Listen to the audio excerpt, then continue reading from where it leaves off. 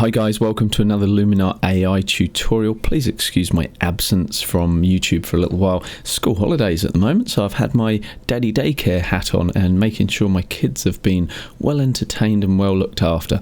But I'm back in front of my computer, I've loaded up Luminar AI and I've gone into this program having spent a little bit of time in Lightroom and Photoshop recently, and I feel like I've kind of lost my mojo a little bit with my landscape photography. I've been doing a lot of architectural edits, you guys may have been watching those, and while currently they are the mainstay of what's providing me with an income, I actually really enjoy and love doing my landscape photography and landscape edits. And if I am in a rut, or if you guys are in a rut creatively, I seriously recommend getting involved with Luminar AI, because the options that are available to you inside of Luminar AI in terms of just quick fixes, in terms of templates, or just trying things that you might not have thought of. For example, if I jump into the landscape section here, big city lights collection, like I may not have thought of doing anything like this with this photo here, but I've got options straight away which totally transform my photo,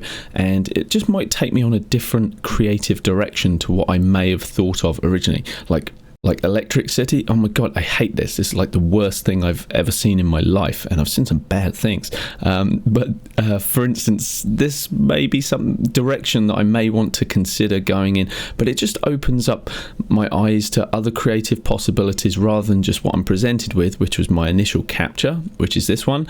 And using the templates, I can actually just either go straight for a template, I could go in and then further edit one of the templates, and you know what's been used in a template because it's really useful. It just puts a little dot next to each of the tools that have been used. So I know that Enhance AI has been used, and why wouldn't you? Because Accent AI does a really fantastic job of enhancing your photos in many different ways. So it's a really good starting point to use that, but you can toggle things off, toggle things on.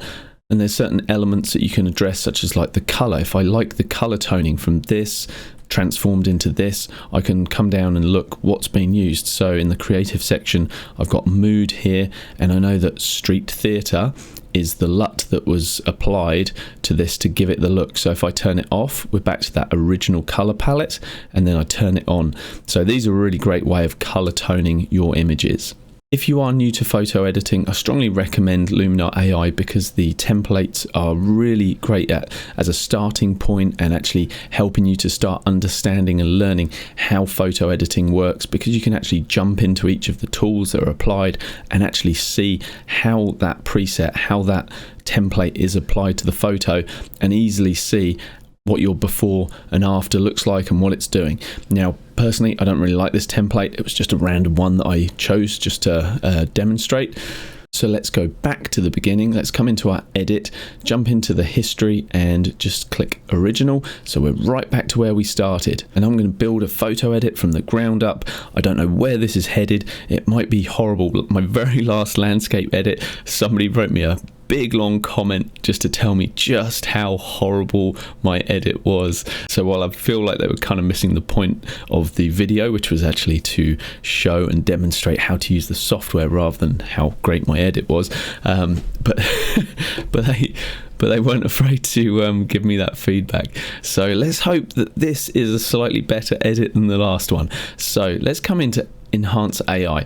Basically, within the edit section, we've got all our tools and they run down the right hand side here, and I really like the way that they're broken down into categories. We've got our essentials, which is a really good place for just giving an overall edit to the photo, but nothing crazy, nothing too creative, because that's left for the creative section.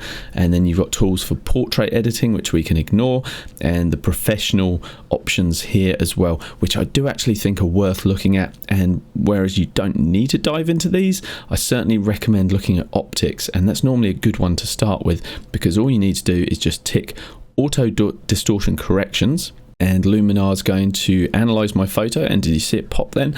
Basically just sort out any distortion that we've got, like any barrel distortion we've got going on in the lens, which this particular lens I photographed this with is prone to. And we can also click remove chromatic aberrations, which is the weird cyan and magenta fringing you get particularly towards the corners of your lenses. And generally speaking, the cheaper your lenses are, the more you're going to suffer from that. So that's a good thing just to tick those boxes. If I jump into the advanced settings, we can go to Vignette and crank that bad boy all the way up. Now, maybe I'll bring it back down a little bit. Now, I'd like to just quickly tell you something about this particular photo, because you might be thinking, wow, that sea and the water just looks really smooth and soft. Around these rocks here, it almost looks so hazy, like it's cloud-like rather than actually water. And I achieved that by using a neutral density filter, a 10-stop neutral density filter. If you don't know what they are, you can Google those. Actually, I'll put a link to one in the description below. But they're really great because providing you're using a tripod, you can do a really long exposure. So I did this for 30 seconds. In fact, if I come to my catalog and I'm selected on this photo at the moment, we can actually see the information panel down here. If you don't see it, just click the little eye in the right hand corner and we can see that this is a RAW photo. Now, people have asked, can Luminar handle JPEGs, RAW?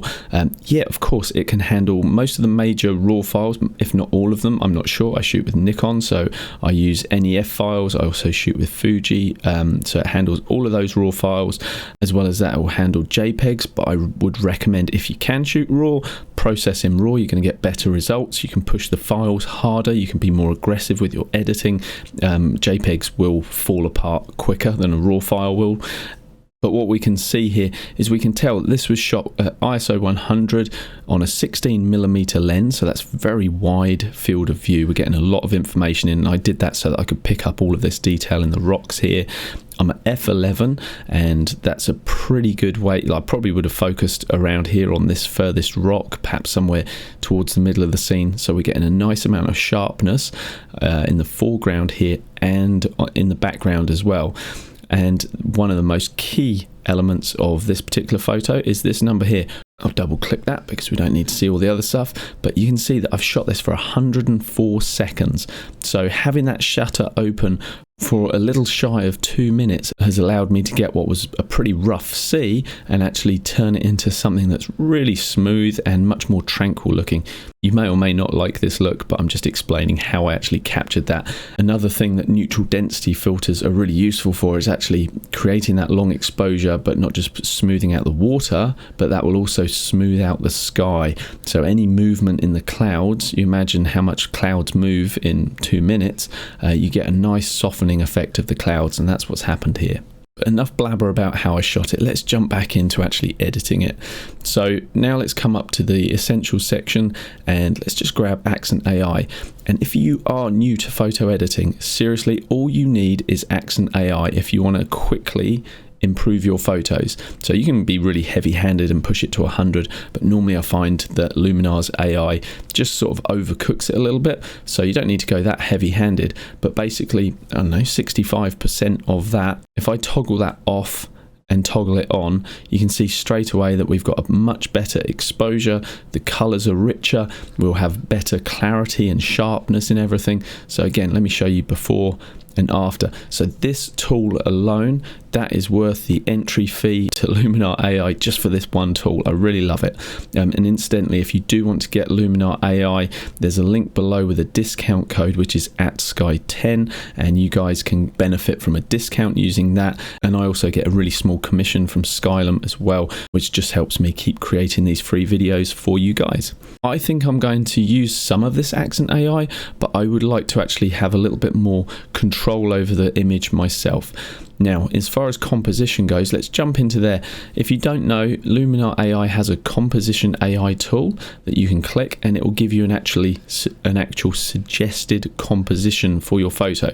Like, it realizes that my original composition is not the best. If I reframe it, we've got the horizon line cutting straight through the middle of the photo, which normally is a little bit of a no-no, but I'm not too worried for this one. And what we can do is actually bring our mouse pointer just outside of the crop feature, and that allows you to rotate the crop as well. So if your horizon line isn't perfectly straight, which mine wasn't in this case, I can just straighten that up.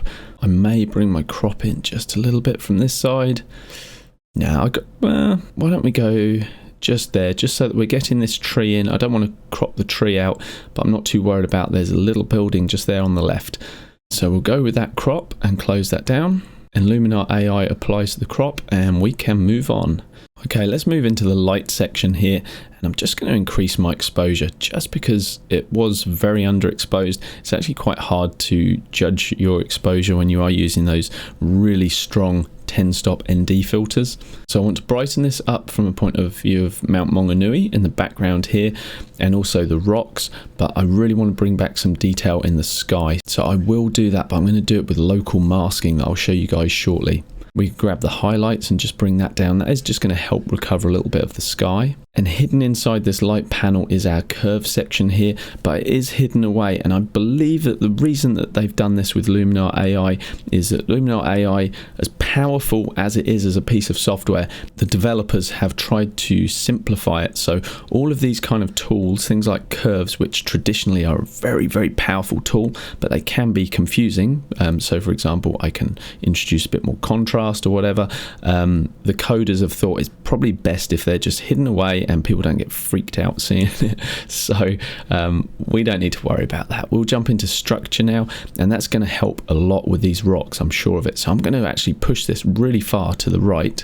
Now, while that has destroyed pretty much the picture as a whole, what I want to do by pushing it all the way to 100 is just see what effect it's having on different areas of the photo, and then I can decide whether or not I want to apply that effect and just how strongly I want to apply it as well.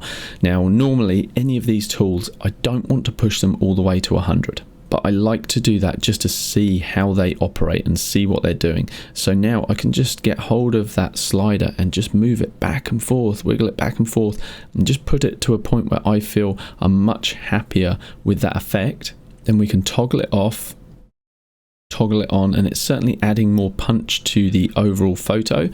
But the main place I want it to affect is these rocks. So what we can use is Luminar's very clever masking feature here, and just select a brush, and what I can do is just paint this in at 100% directly over the rocks.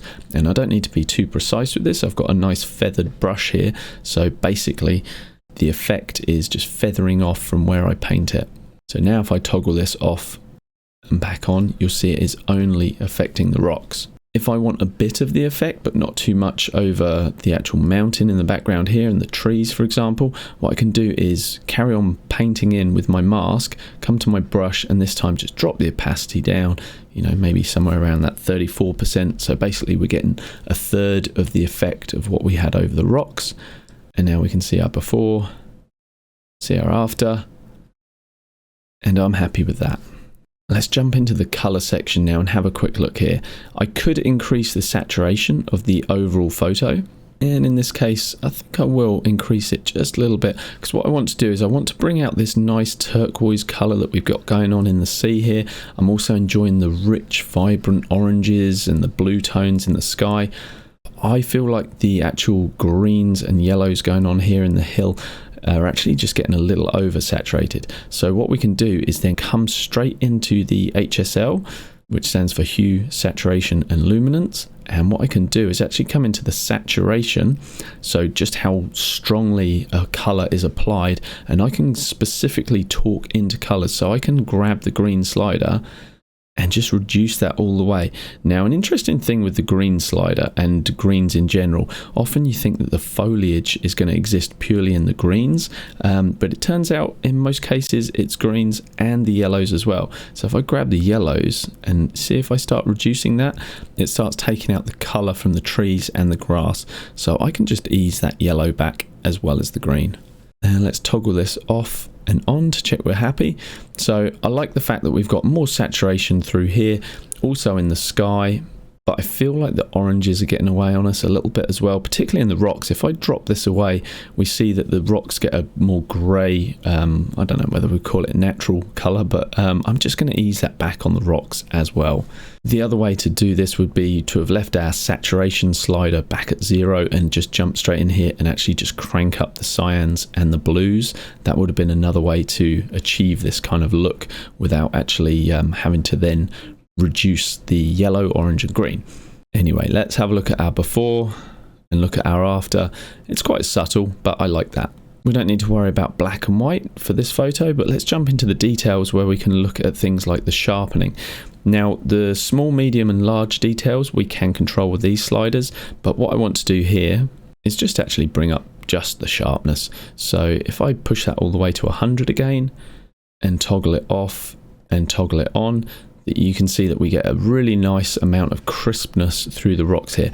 So that's too much, but what I'm going to do now is just bring it back down and say I'm happy around that 60 mark. Now you can jump into more detailed masking options and sharpening options. You can change the radius of the sharpening, so but I'm not going to worry about any of that here. I'm going to say I'm happy with that.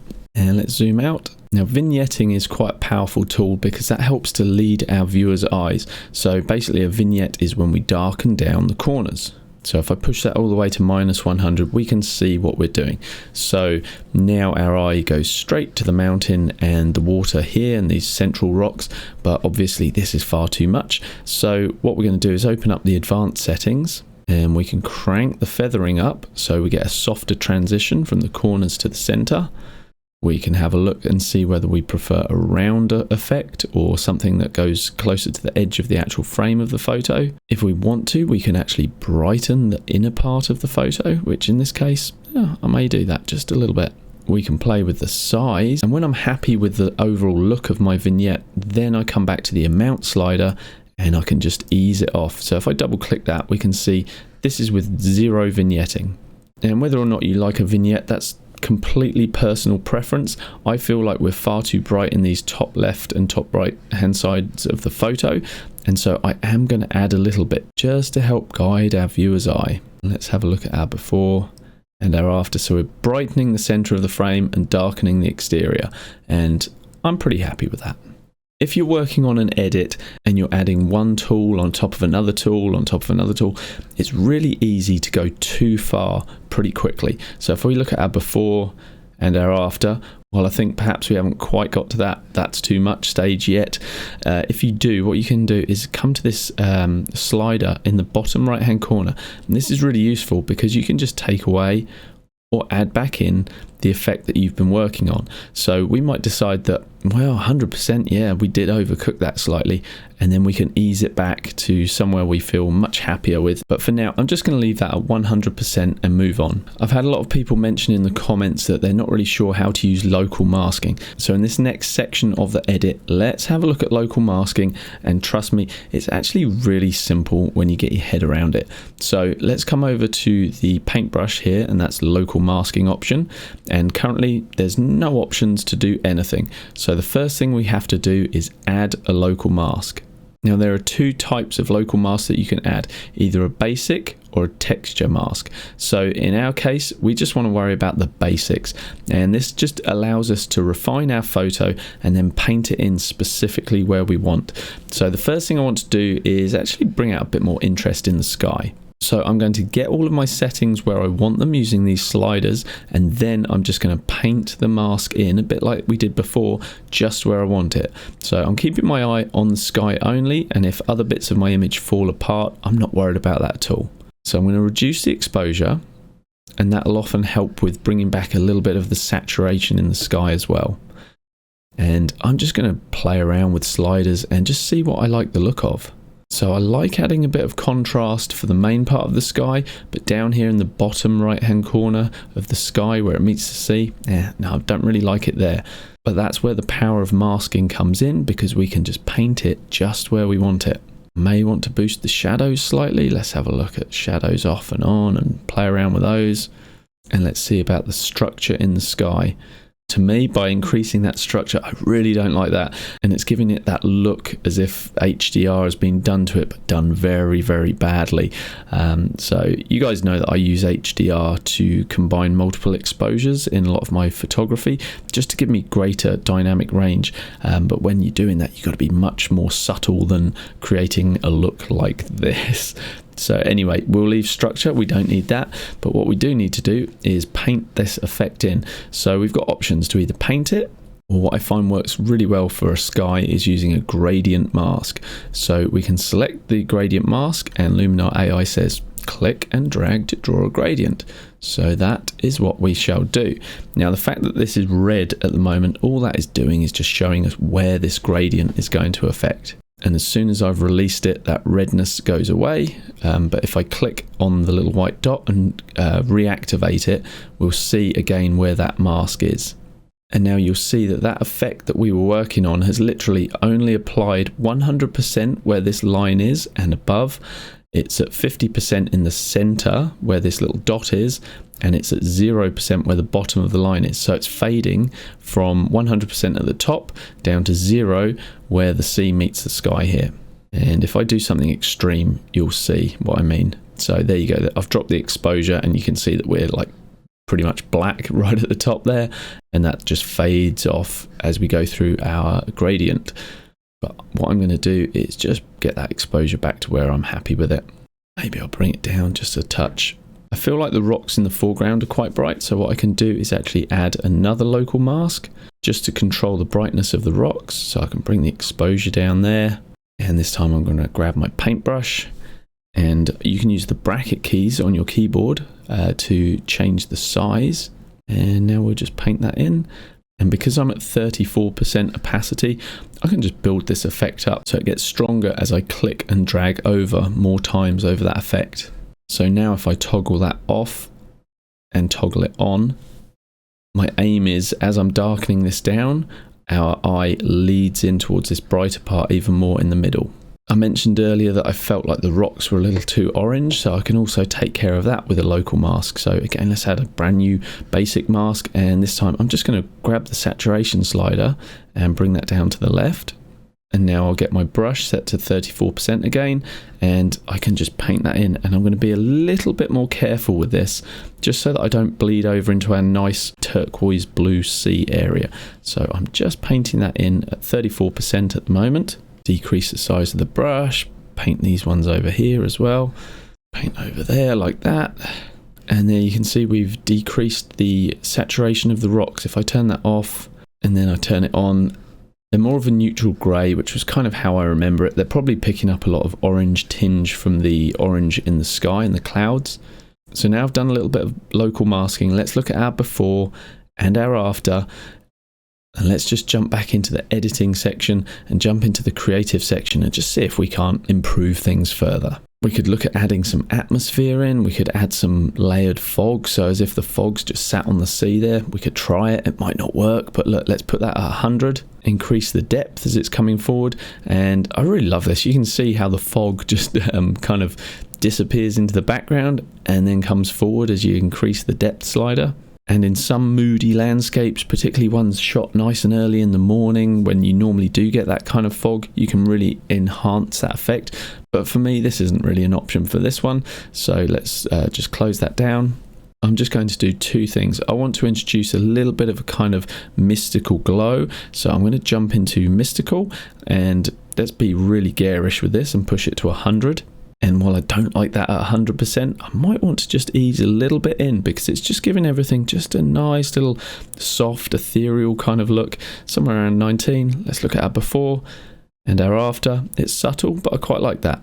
And the last thing I want to do is just give it a bit more of a mood, tone everything in terms of colour. In this particular image, we've got a lot of colours that are kind of competing with each other, almost clashing. We've got the cyan, we've got orange, blue, greens. Everything's kind of competing with itself. And so what I like to do is just jump into the mood section, and using the LUTs, which are a way of colorizing your whole photograph, you can actually create a nice harmony using those. You've got other options for color toning, like coming into toning itself, which is really great, but using a LUT is just a one-click fix sometimes. So as I just scroll through these, you can see that the whole mood of the photo is changing as I cycle over the top of the different options. And so I find that LUTs are a really great place to go to give your photos a more harmonized color look and do it very efficiently and quickly. This is a bit of a rarity, but I'm not really finding anything that's floating my boat for this one. So I'm not going to do anything through the mood section. I'm actually going to take control of the toning myself. This is really easy and a nice way, again, to add a harmonizing tonality to your whole photo. So we can talk directly into the shadows and the highlights, and we can give each of those a color. So the first thing you need to do to actually enable you to do that is increase the saturation. So let's be really heavy-handed again, just so we can see what we're doing. So in the shadows now, we've got a strong red, and grabbing the hue, we can move that through the whole spectrum. And normally I find that if you put a cooler color into the shadows, so I'm talking anywhere from like a cyan through to a purple, those colors work really nicely for the shadows. Now, there's no rule that says that you've got to follow that and adhere to that. That's just what I like, because it kind of makes sense that the highlights are normally a warmer color. So again, if I crank the saturation of that all the way up and you go for a nice orange, something like that, we've got a nice tonal balance between complementary colors, orange and blue. And once you're happy with the colors, what you can do is actually push the balance either more towards the highlights or more towards the shadows. So it just depends what you want to get out of your photo, really. And in this case, I'm going to go more towards the shadows because that's introducing those blues into the sea, which just sort of makes a little bit more sense than having a very orangey sea. So I like the sky when it's a nice orange color, but I think we're going to pay more attention to the sea in this one. And now we've dialed the colors in that we want, and we know the balance between how much of each of them. We can grab the amount slider, and you can either go, hey, I want to be really crude with my colors and have strong blues, strong oranges, or what you can do, take it all away and then just start to ease it back in. And I find rather than just walking your slider up very slowly, I find it's quite nice just to get hold of the slider, and this applies to all of them, and just kind of toggle it back and forth, right and left, and just kind of wiggle that around. And at some point your eye starts to hone in on what you think looks nice to you, to your eye. So perhaps somewhere around that 27. Here's our before, here's our after. You can play around with this further if you want. What I might do is actually up the overall amount, so I'm getting a nicer, stronger highlight, but then grab my shadows amount and just bring the shadows back down. So by working with a combination of the sliders and the amount, you can actually customize your own color balance. So we've gone from this to this, might not be your cup of tea, and I may decide after an actual cup of tea, walking away and coming back, that I don't really like this myself, and I may change it completely. I may ease that blue off further. I may bring that overall amount down as well. Okay, let's have a look at our overall, where we came from and where we got to. So this is where we started, this is where we got to. And if we do feel like it's just a little bit too much, what we can do is grab our overall slider, and we can just play with that to just take things completely away and then just ease them back in. And again, wiggling that slider amount back and forth just to feel like, where are we happy with this? I think 100%, yeah, I've probably overcooked that a little bit, so we can ease it back.